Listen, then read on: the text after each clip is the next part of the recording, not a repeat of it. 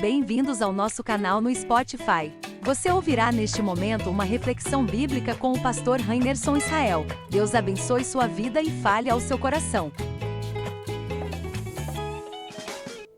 Queria convidar vocês para abrirmos a palavra de Deus na primeira carta de Paulo aos Coríntios, capítulo 12. Quero ler com vocês alguns versos que são fundamentais.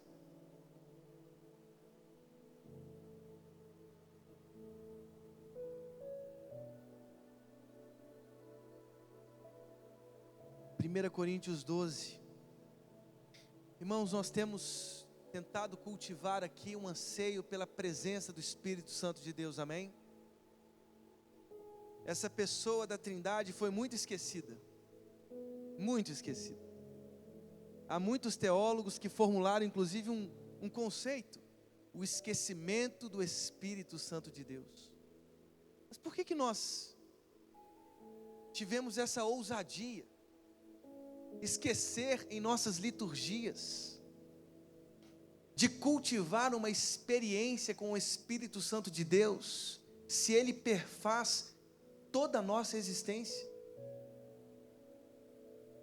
Toda a história do povo de Deus é marcada pela presença do Espírito Santo de Deus. No princípio criou Deus os céus e a terra. A terra era sem forma e vazia. E o Espírito de Deus pairava por sobre a face das águas. Essa expressão pairava em Deuteronômio é como uma águia ensinando os seus filhotes a voar. Então o Espírito Santo de Deus estava ali na criação, ensinando toda a criação a voar.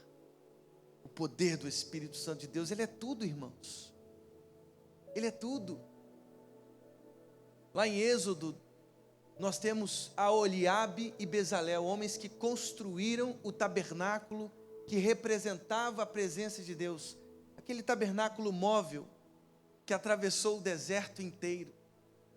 Aqueles homens eram homens dotados da graça, das misericórdias e da glória do Espírito Santo de Deus. Nada do que eles fizeram foi absolutamente humano, não, eles foram movidos pelo Espírito Santo de Deus, amém? Os juízes, os reis, toda a história do povo de Deus, mesmo em meio a certos caos, como por exemplo o exílio na Babilônia, os 70 anos também foram marcados pela presença do Espírito Santo de Deus. Ezequiel 37, na visão do profeta, temos uma ossada, um vale de ossos sequíssimos. Profetiza Ezequiel, filho do homem, profetiza ao espírito dos quatro cantos. E ele profetizou. Ossos se ajuntaram aos outros ossos. Os organismos, os órgãos, os tecidos, a pele foi aparecendo. E o Espírito soprou sobre aquele corpo inanimado o fôlego da vida. E aquele vale de ossos sequíssimos se transformou num poderoso exército. Toda a história do povo de Deus é marcada pelo Espírito Santo de Deus. Jesus, a concepção de Jesus: Maria, descerá sobre ti o Espírito Santo e o poder do Altíssimo te cobrirá. A concepção de Jesus não foi qualquer concepção, irmãos. Não, o Espírito Santo de Deus assumiu a responsabilidade de fecundar lá dentro do ventre de Maria o menino Jesus. Foi o poder do Altíssimo. Graças a Deus, louvado seja o Senhor Jesus. E todas as fases da vida de Jesus foram marcadas pela experiência do Espírito Santo de Deus. Até textos meio constrangedores, como a tentação. Leia lá os 4 evangelhos, como eles são claros. Jesus foi impelido pelo Espírito Santo de Deus à tentação. E ele venceu através do poder da palavra de Deus. Aquela pomba branca, Morfê, a forma, representava o Espírito Santo de Deus no centro do batismo de Jesus. João Batista, com seus apelos efusivos, fortes, raça de víboras, pecadores, Jesus se mistura em meio aos pecadores. Ele desce as águas, mas diz a palavra de Deus que o Espírito Santo desceu como uma pomba. E o próprio Pai disse assim: esse é o meu filho amado, por quem sinto profunda alegria. Espírito Santo de Deus, lá no jardim do Getsêmani, no horto das aflições. Essa narrativa está em Marcos 14, 15. Ele ora o Abba, aquela oração íntima, aquele balbuciar quase infantil. Sabemos por Gálatas 4, Romanos 6, que ninguém ora o Abba, essa oração íntima, senão pela força do Espírito Santo de Deus. Gálatas 4, Romanos 8. Irmãos, toda a nossa vida ela tem que ser marcada pela experiência do Espírito Santo de Deus. Observem comigo o que diz os primeiros versos de 1 Coríntios 12. A respeito dos dons espirituais, é uma expressão que aparece várias vezes, perite, a respeito de. Paulo está respondendo uma série de questionamentos feitos pela igreja de Corinto. E agora ele olha para esse ponto fundamental sobre os dons espirituais. A respeito dos dons espirituais, não quero, irmãos, que sejais ignorantes. Sabeis que outrora, quando éreis gentios, deixáveis conduzir-vos aos ídolos mudos, segundo éreis guiados. Por isso vos faço compreender que ninguém que fala pelo Espírito de Deus afirma anátema Jesus. Por outro lado, ninguém pode dizer Senhor Jesus, senão pelo Espírito Santo. Nós temos um mistério, irmãos, escondido aqui, porque às vezes o português empobrece a beleza do texto original.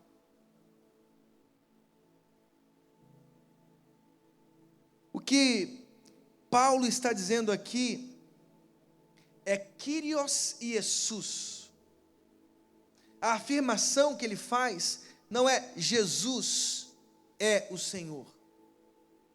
Ele diz Senhor Jesus. Ou em outras palavras, o Senhor é Jesus. A expressão grega Kyrios, quando ela vem sem o artigo definido, na Septuaginta, que era o texto que Paulo usava para ler o texto sagrado e escrever suas cartas para as comunidades helênicas, ou seja, o grego se tornou a língua comum daquele tempo, desde Alexandre o Grande. O texto grego, quando aparece o Kyrios sem artigo definido, traduz o tetragrama impronunciável, o nome impronunciável de Deus. É como se Paulo estivesse dizendo assim: Deus é Jesus. Deus é Jesus. Irmãos, isso é muito forte. Isso é muito forte. Se não for o Espírito Santo de Deus, essa nobre e rica confissão não seria a nossa própria. Nós consideraríamos, por exemplo, Jesus um homem comum, um profeta melhorado, um espírito evoluído, como algumas pessoas afirmam. Um Deus menor, mas o que Paulo está dizendo é que aqueles que foram batizados nessa experiência única com o Espírito de Deus, eles não dizem Jesus anátema, eles dizem: o Senhor é Jesus, Deus é Jesus, Kyrios é Jesus. E mais, irmãos, você precisa prestar bem atenção nisso.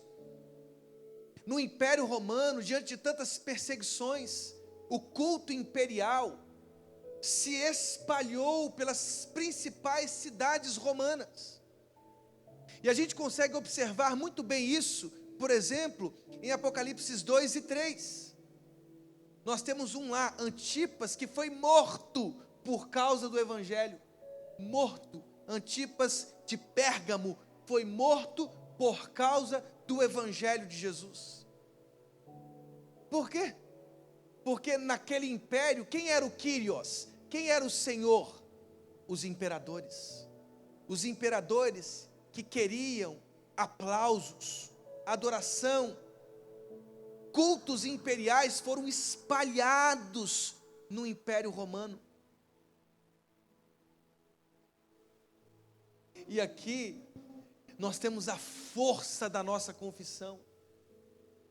Mesmo que essa confissão me leve à morte, mesmo que essa confissão me leve ao martírio, como levou Antipas, eu sempre direi, não pelas minhas próprias forças, mas pelo Espírito Santo de Deus: Deus é Jesus.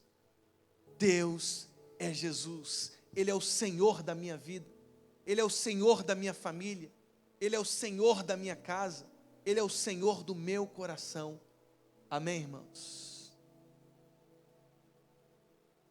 E aí nós temos uma estrutura muito linda a partir do verso 4. Percebam como é lindo isso, e às vezes escondido das nossas leituras devocionais. Diz assim: ora, os dons são diversos, mas o Espírito é o mesmo. E também há diversidade nos serviços, mas o Senhor é o mesmo. E há diversidade nas realizações, mas o mesmo Deus é quem opera tudo em todos. Vocês observaram a estrutura triádica que nós temos aqui no texto? Ele afirma: o Espírito é o mesmo, o Senhor é o mesmo, Deus é o mesmo. Temos aqui uma confissão aberta, clara, absoluta do Deus Trino a quem nós servimos, para quem nós prestamos o nosso culto, para quem devotamos os nossos corações. O Deus Pai, Filho, Espírito Santo, que é de eternidade em eternidade. Agora percebam, irmãos, porque a diversidade dos dons, a diversidade dos serviços e a diversidade das realizações são frutos do Deus Trino. A fonte, suas raízes fontais, Deus Trino. E que grandeza isso! Nós somos diferentes. E Deus nos chamou a partir das nossas diferenças e completamos uns aos outros, queridos irmãos. Paulo usa uma imagem muito forte em todo o capítulo 12, a imagem do corpo. E quando ele usa a imagem do corpo, ele usa para explorar com maestria, com beleza, com profundidade, a diversidade da igreja, mas ele mostra as raízes teológicas dessa diversidade. A diversidade é fruto da sabedoria de Deus, do Deus Trino, que é Pai, Filho, Espírito Santo. Ele lança sobre nós os serviços, as realizações, os dons, os talentos e essa diversidade, essa complementaridade entre cada membro do corpo. Isso é obra de Deus. Isso não é obra humana. Deus não uniformizou a sua igreja, não somos iguais. Ao contrário, a beleza da igreja está na sua diversidade. Deus derramou sobre a sua vida talento. Deus derramou sobre a sua vida dons. Deus derramou sobre a sua vida realizações. A pergunta é: o que você tem feito com os seus talentos? O que você tem feito com os seus dons? Será que você tem enterrado os seus talentos, os dons e as realizações que Deus derramou sobre a sua vida? Quantas pessoas escondidas na igreja que não se apresentam, que não dizem assim: eu quero servir a Deus. Espera aí, meu irmão, você vai morrer sem experimentar a glória de se dizer escravo de Deus? Isso é muito forte, irmãos, porque a nossa essência é esta, nós fomos chamados para isso.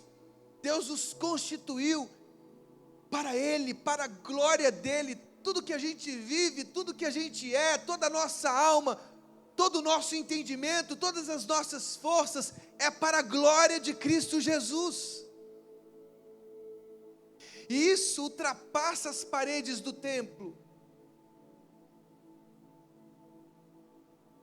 Há um conceito protestante antigo, numa expressão latina, que eu diria o seguinte: é o resumo do que nós pensamos. Não é carpe diem, é coram deo.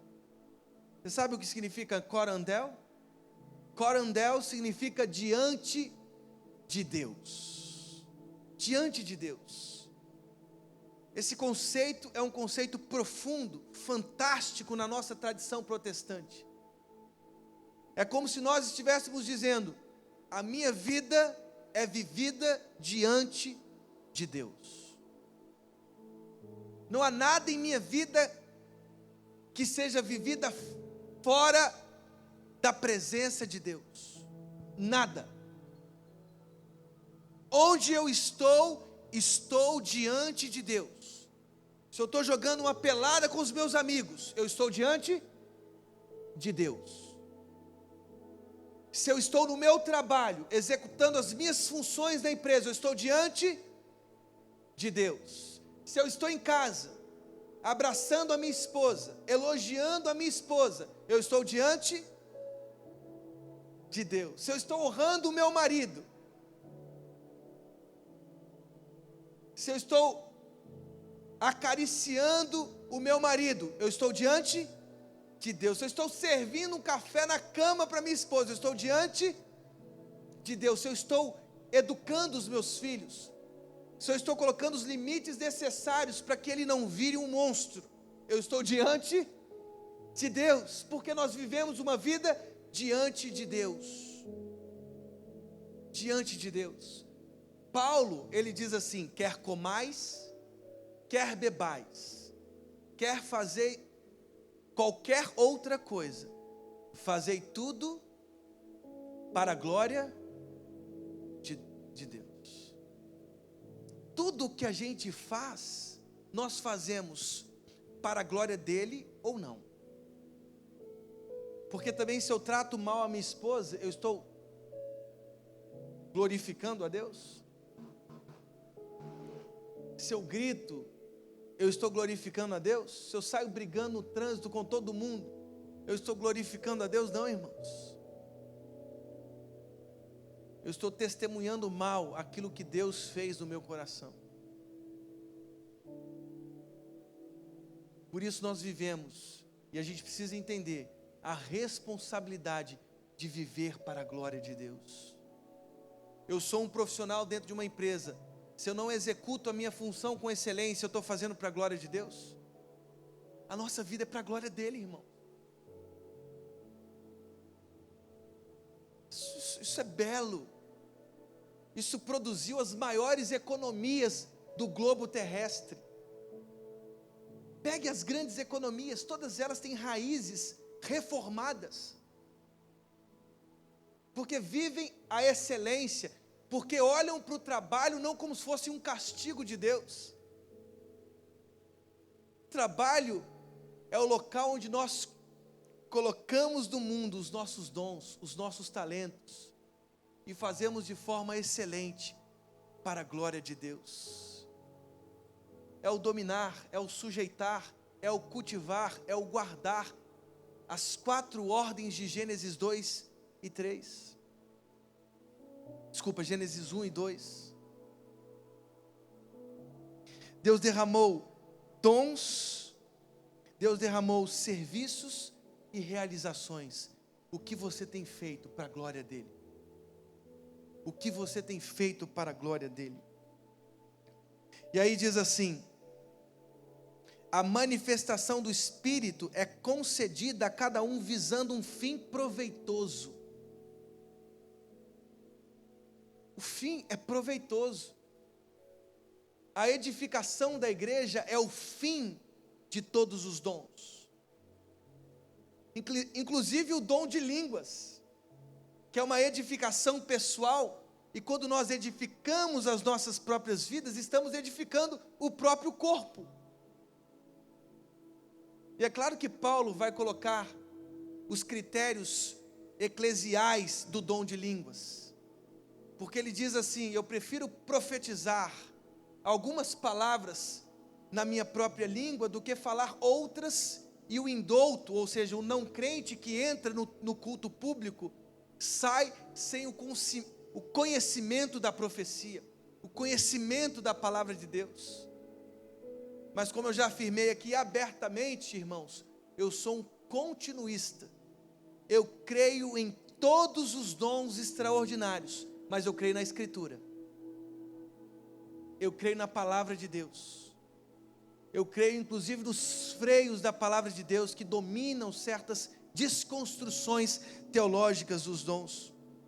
E ele diz assim: porque a um é dada mediante o Espírito a palavra de, olha a construção que ele faz, a palavra de sabedoria, e a outro, segundo o mesmo Espírito, a palavra do conhecimento, a outro no mesmo Espírito, a fé, a outro no mesmo Espírito, dons de curar, a outro operações de milagres, a outro profecia, a outro discernimento de espíritos, a um variedade de línguas e a outra capacidade para interpretá-las.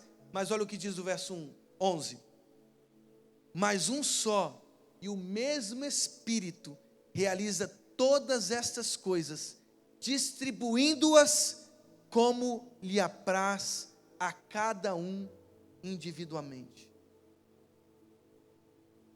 O que vem a ser essa palavra de sabedoria no verso 8? E essa palavra de conhecimento? A palavra de sabedoria, logos, sofia. O que é essa logos, sofia? O que é essa palavra de sabedoria que Paulo coloca aqui? É uma elocução, é uma palavra repleta de sabedoria. Mas que sabedoria? É a sabedoria dos gregos, porque os gregos buscavam sabedoria. 1 Coríntios capítulo 1 e 2. Os judeus buscavam os sinais, os gregos a sabedoria, a retórica, mas nós, o Cristo crucificado.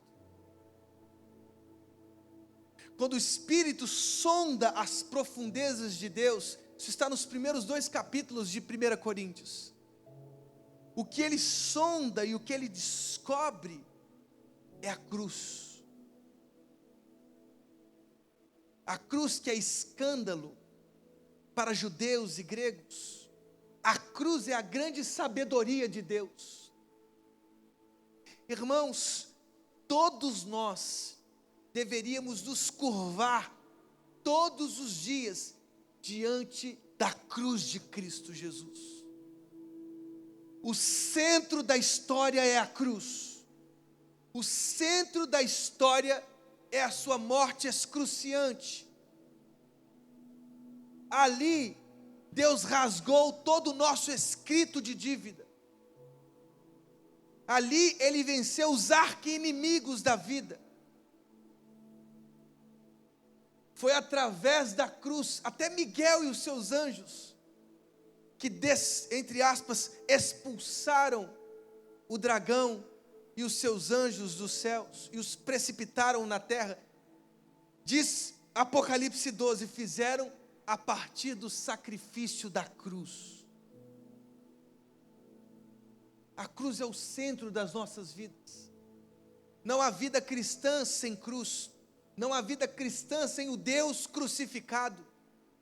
Pode parecer escândalo, pode parecer um negócio meio contraditório, um Deus crucificado, mas o centro do Evangelho é o Deus que se fez carne, assumiu a cruz do Calvário e expiou todos os nossos pecados. A morte expiatória de Jesus, a morte vicária, substitutiva de Cristo, é o centro das nossas vidas. Não há vida cristã fora da cruz. Agora, o que é o Logos Gnosis? A Logos Sofia é a cruz. O conhecimento, a palavra de conhecimento, essa expressão que aparece também em 1 Coríntios 13, verso 2, também verso de 8 a 12, ou capítulo 14, verso 6, é uma dotação sobrenatural. Uma dotação sobrenatural de conhecimentos, de informações factuais, como por exemplo, vocês se lembram de Ananias e Safira? Em Atos 5? Que enganaram o Espírito Santo de Deus?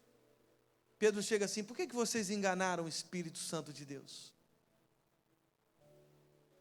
Quem dotou o apóstolo Pedro desse conhecimento escondido, desse conhecimento velado?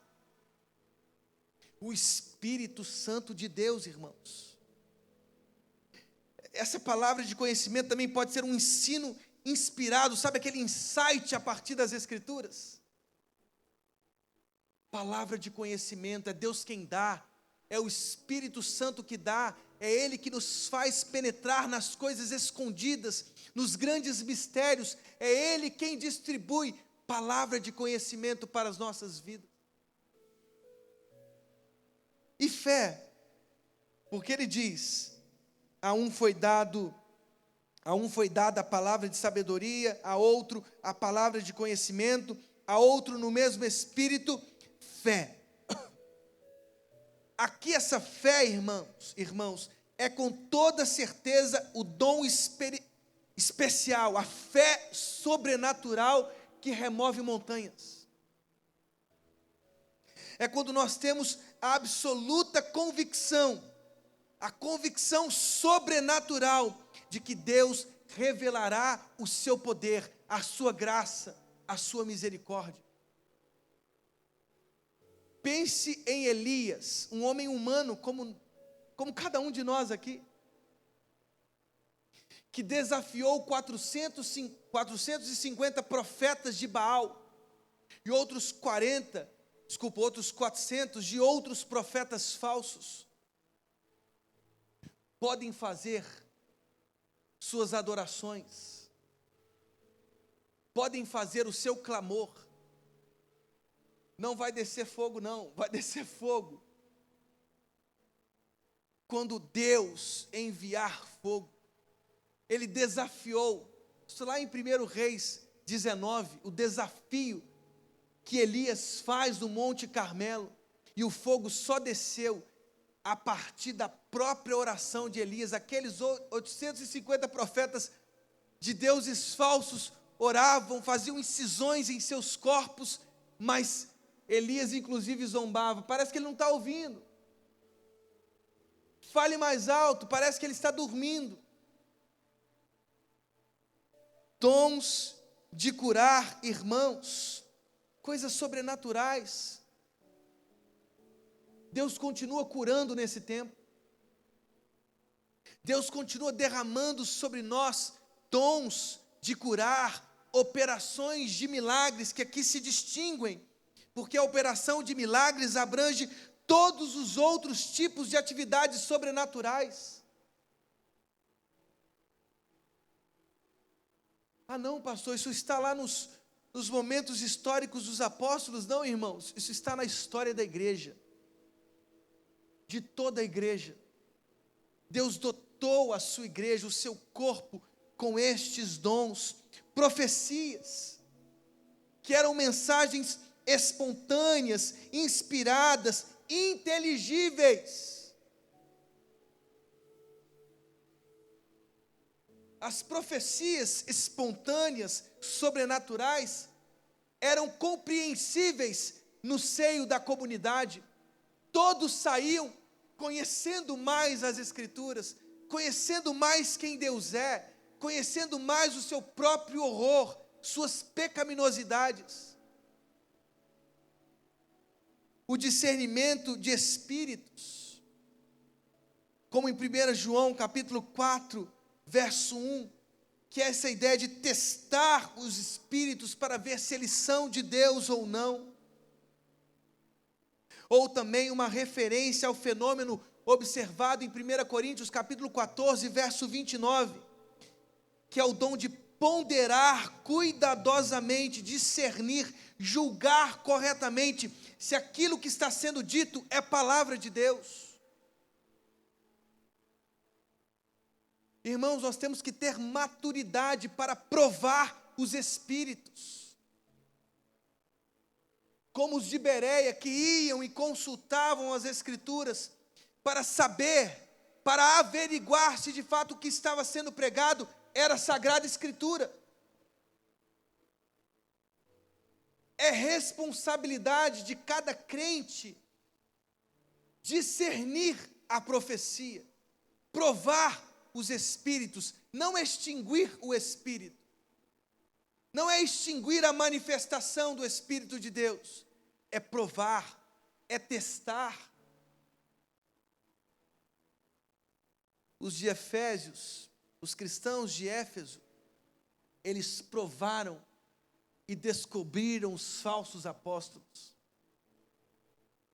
Eles não foram atraídos pelas doutrinas dos nicolaítas, está lá em Apocalipse capítulo 2.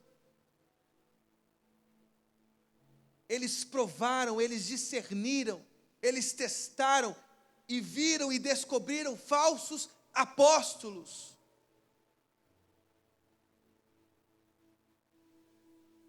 O diabo veio para roubar, matar e destruir. Isso está na Bíblia? Não está, irmão. Isso não está na Bíblia. O que está na Bíblia é: o ladrão veio matar, roubar e destruir. No contexto de falsos apóstolos, no contexto das falsas profecias. Eu vim para que tenham vida e vida em abundância. Nós entregamos a nossa fé para qualquer mensagem que a gente ouve. Enquanto você não apaixonar pelas sagradas letras, você vai ser uma massa de manobra.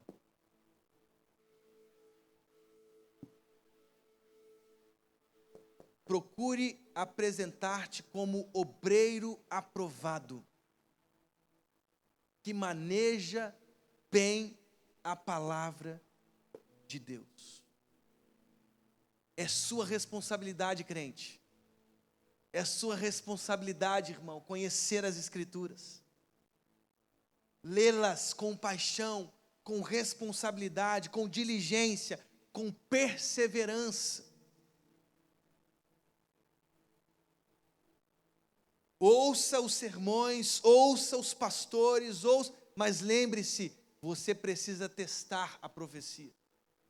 Provar se esses apóstolos não são os ladrões que vieram roubar, matar e destruir. E essa variedade de línguas que aparece aqui, depois do discernimento de espíritos, é uma fala inspirada pelo Espírito. As regulamentações são apresentadas no capítulo 14. Vá comigo ao capítulo 14. Diz o verso 27 e 28 do capítulo 14 de 1 Coríntios. No caso de alguém falar em outra língua, que não sejam mais do que 2, ou quando muito, 3. E isto sucessivamente. E haja quem interprete. Mas não havendo intérprete, fique calado na igreja, falando consigo mesmo e com Deus.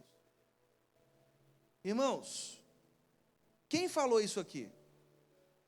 Foi o Rainerson Israel que introjetou aqui rapidamente esses versos na palavra de Deus? Eu não tenho culpa disso aqui não, irmãos.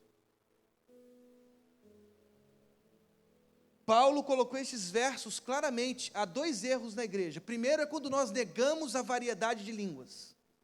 É o erro que os históricos cometem. Não existe. Com base em quê? Com base nas minhas alucinações.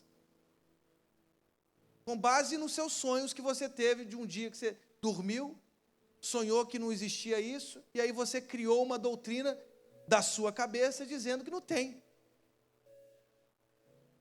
Existe uma doutrina falsa que se espalha também, especialmente nas igrejas históricas, que é o cessacionismo. Cessou tudo em Atos. Aí você pergunta para um cessacionista: quem disse isso para você? Ninguém.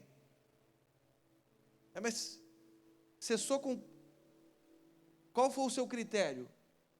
Qual é o critério que você usa para dizer que continua e que não continua? É o critério unidunité? Unidunites. Esse aqui existe, esse aqui não existe. Irmãos, é pavoroso esse tipo de doutrina. Eu estou aqui abrindo o meu coração. Há até coisas que eu concordo. A Bíblia parou, viu? Se você vier dizendo assim: pastor, eu escrevi um texto de noite e eu sinto que a gente tem que acrescentar na Bíblia. Falei: irmão, esse sonho seu aí é do diabo. Mas eu senti, veio um sopro no meu ouvido, pastor, um sopro, alguém apareceu para mim no meu quarto, e o meu pelinho arrepiou na hora. Então, o diabo fez tudo isso e bem, você está acreditando nessa bobeira. Vocês estão entendendo, irmãos? O cara vem acrescentar um novo testamento. Pastor, eu resolvi atualizar a Bíblia. Resolvi atualizar a Bíblia. Ela estava muito antiga, cheia de coisas velhas, pastor. Resolvi tirar algumas coisas e colocar outras coisas novas. E aí, meu irmão, você vai defender qualquer loucura. Qualquer loucura. Ou você crê na Bíblia e nela inteira, ou você vai fazer como um Marcião, um dos hereges da antiguidade, que resolveu fazer uma Bíblia para ele. Vocês estão entendendo, irmão? Então o primeiro erro é o histórico, mas há um outro erro, porque o texto está dizendo assim: no caso de alguém falar em outra língua que não sejam mais do que 2, ou quando muito 3, e isso sucessivamente haja quem interprete, e não havendo intérprete, fique calado na igreja. Não é não viva o dom, porque ele diz assim, verso 39, portanto, meus irmãos, procurai com zelo o dom de profetizar, e não proibais o falar em outras línguas. Então, irmãos, o dom que edifica a si mesmo, que é o dom de línguas, ele é fundamental também para a igreja de Cristo, porque quando você se edifica através dele, você edifica o próprio corpo. Mas o uso público, o uso coletivo, no culto, há um requisito muito claro. Muito claro. É tão claro que às vezes a gente pergunta: por que, Senhor, as pessoas transgridem isso com tanta facilidade? E aí quando você começa a transgredir os textos da Escritura, você se libera para transgredir quantos você quiser. Está aqui. É uma fala dirigida basicamente a Deus. Eu leio o verso 2: pois quem fala em outra língua não fala a homens, senão a Deus, visto que ninguém o entende, e em espírito fala mistérios. É uma fala que as pessoas não compreendem, diz o verso 14. Eu leio para vocês, está aqui, ó. Porque se eu orar em outra língua, o meu espírito ora de fato, mas a minha mente fica infrutífera. Ou seja, até aquele mesmo que fala em outras línguas tem a sua mente infrutífera. E também é ininteligível para os demais, diz o verso 16, eu leio para vocês. E se tu bendisseres apenas em espírito, como dirá o indouto o amém depois da tua ação de graças, visto que não entende o que dizes? Então há uma beleza própria, como disse um autor, é um dom de pijamas,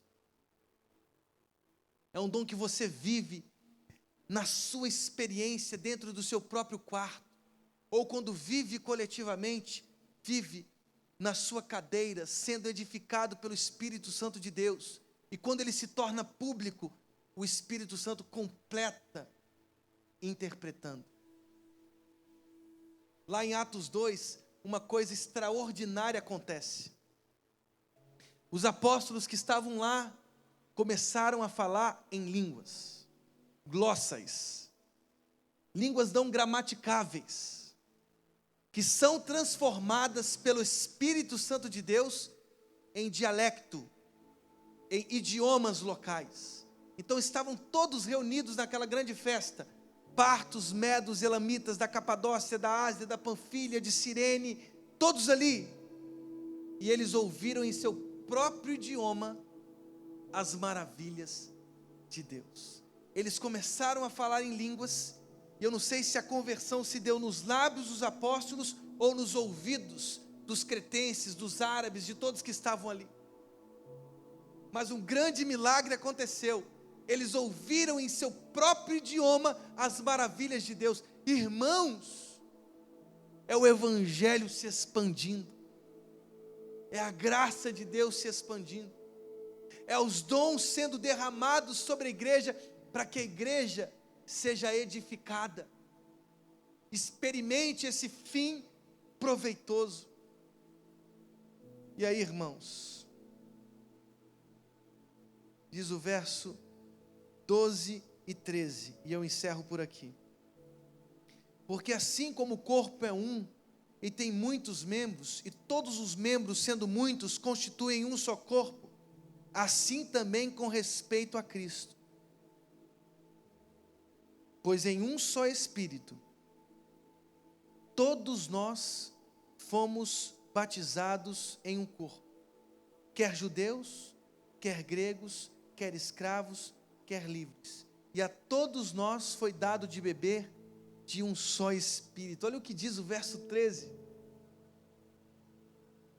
Todos nós somos cristãos carismáticos. Preste atenção. Todos nós somos cristãos imersos no Espírito Santo de Deus. Paulo, em Gálatas 3, entre as perguntas retóricas que ele faz aos Gálatas: ó Gálatas insensatos, quem os enfeitiçou? Não foi diante de vós que Jesus Cristo foi exposto enquanto crucificado? Ele pergunta assim: recebestes o Espírito Santo pelas obras ou pela pregação da fé? Paulo perguntou. Recebemos o Espírito Santo pela pregação da fé, não pelas nossas próprias obras. Aqui no verso 13, ele diz: pois em um só Espírito, todos nós fomos batizados, quer judeus, quer gregos, quer escravos, quer livres, e a todos nós foi dado de beber de um só Espírito. Toda a igreja bebe desta mesma fonte. Jesus disse assim: quem tem sede, vem a mim e beba.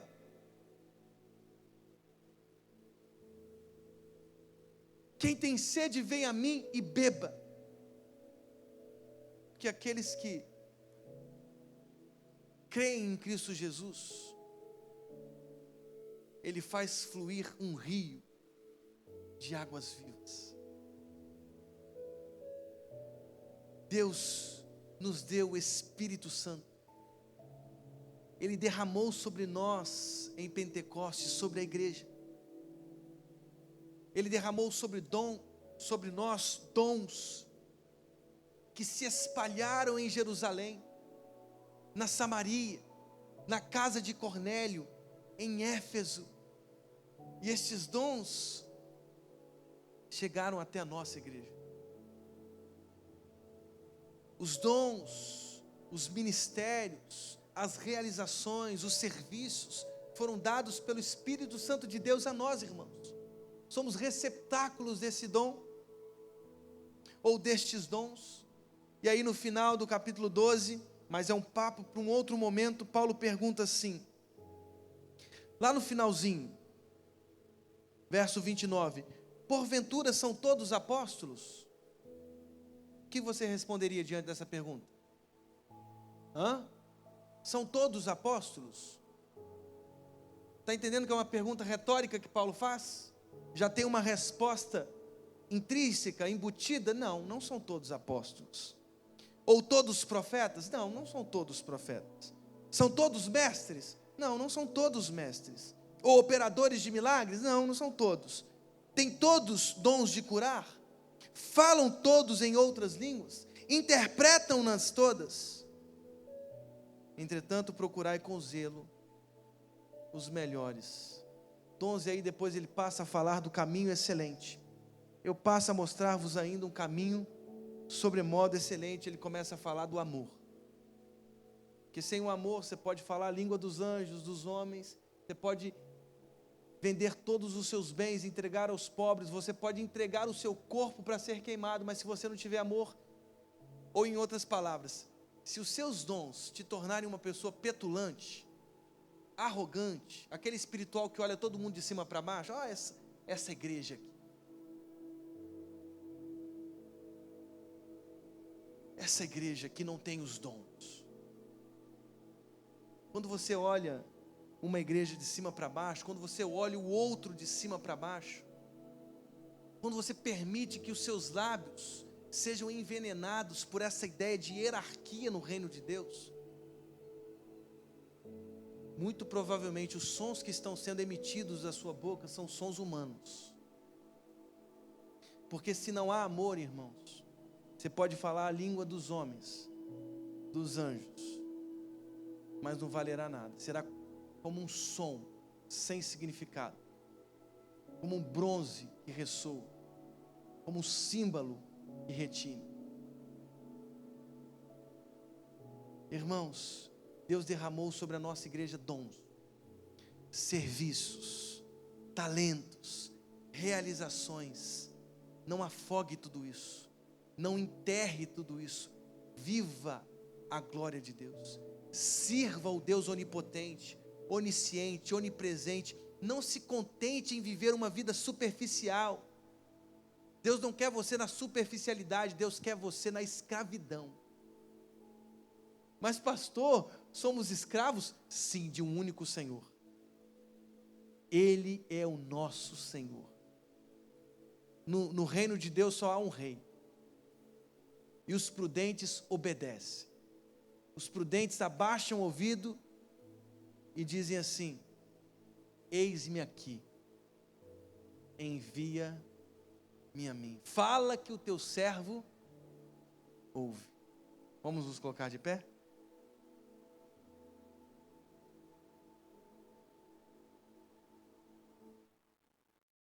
Senhor Deus, muito obrigado, porque nós estamos aqui em mais um culto para adorar o teu nome, para aprender mais da tua palavra, porque nós queremos proclamá-la, nós queremos, ó Deus, evangelizar, nós queremos anunciar o teu reino, anunciar as boas novas. Encha-nos, Deus, Encha-nos do teu Santo Espírito. Não queremos viver superficialidades, mas queremos viver as profundidades que só o Senhor oferece. Muito obrigado, Deus, por essa noite. No nome de Jesus. Amém.